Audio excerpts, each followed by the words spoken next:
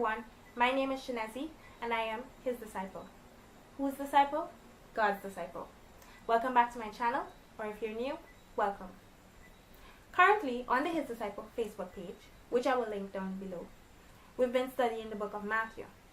Recently, in looking at the 8th chapter of Matthew, I came across some stories which really made me look and think of faith in a different way. As the chapter begins, we see a leper approaching Jesus. This leper comes up to Jesus and he says to Jesus, "Lord, I know that you have the power to heal me if you want to." That statement is filled with such powerful words. He didn't say, "Lord, I think you can heal me," or "Lord, maybe you can heal me." He said, "Lord, I know you can heal me if you want to." So two key things came to me in that statement. Firstly, faith. He had that belief that Jesus could and would do a miracle in his life. But he added on that second part that a lot of us sometimes forget. If he wants to. Our request should be in the will of God. If we're asking God to do something that he does not want to do, then he's not going to do it. And we shouldn't really be asking God to do anything that is outside of his will anyway.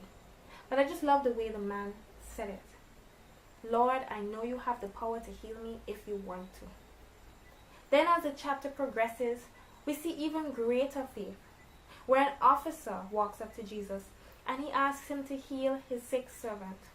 And Jesus, of course, is willing, and Jesus is like, "Okay, let's go. I'll go with you to your home." And the officer says, "No, my home is not worthy to host someone like you.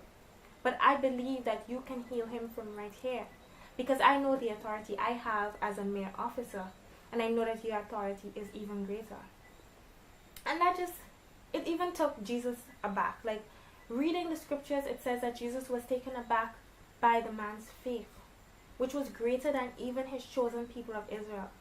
This man believed that Jesus didn't need to see this servant, touch this servant, or even be in the same area with this servant. He believed that all Jesus needed to do was say the words and the servant would be healed. And Jesus did that. He came through. But that is an example of faith. And so many times we don't come close to having that type of faith. I know I don't many times. You want to believe, but there's always that little part of you that's like, I wonder if it'll actually happen.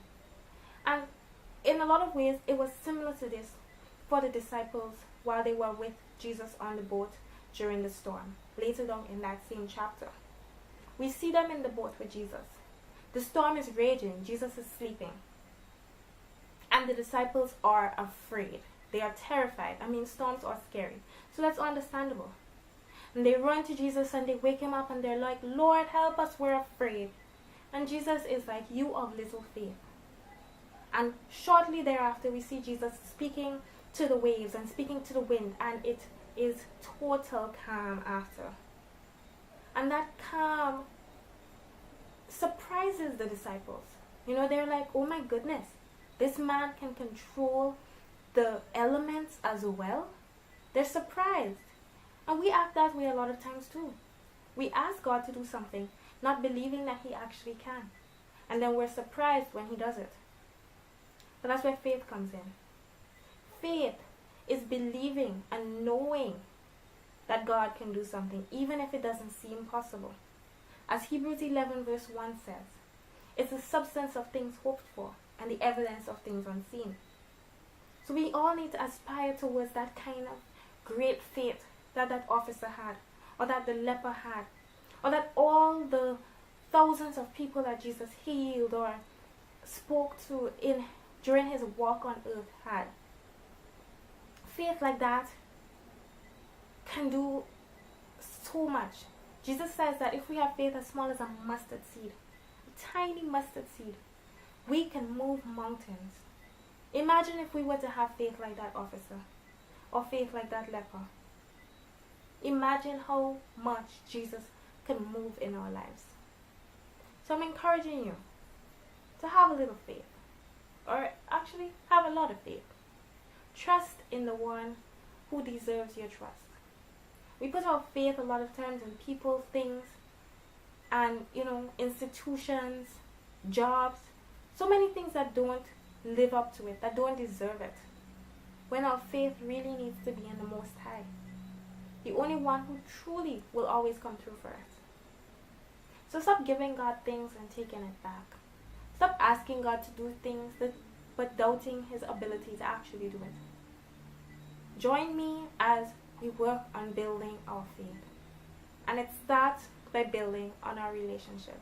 The closer we get to God, the more time we spend in His Word, the more time we spend talking to Him, the more we really will believe that He will do what He says He will do. Because we serve a God who cannot lie, who does not lie, who will never lie. So if He says He's going to do something, He will do it. So trust Him. Have faith. Thank you so much for watching this video. I hope that you enjoyed it. If you did, please click the like button down below so that I will know. Also, please feel free to leave a comment down below. And please subscribe if you haven't done so already so that you can be notified of any future videos. Share it on all your social media platforms so that other persons can be blessed by this as well. And do have an enjoyable rest of your day. Thanks for watching, and I'll see you in the next video. God bless.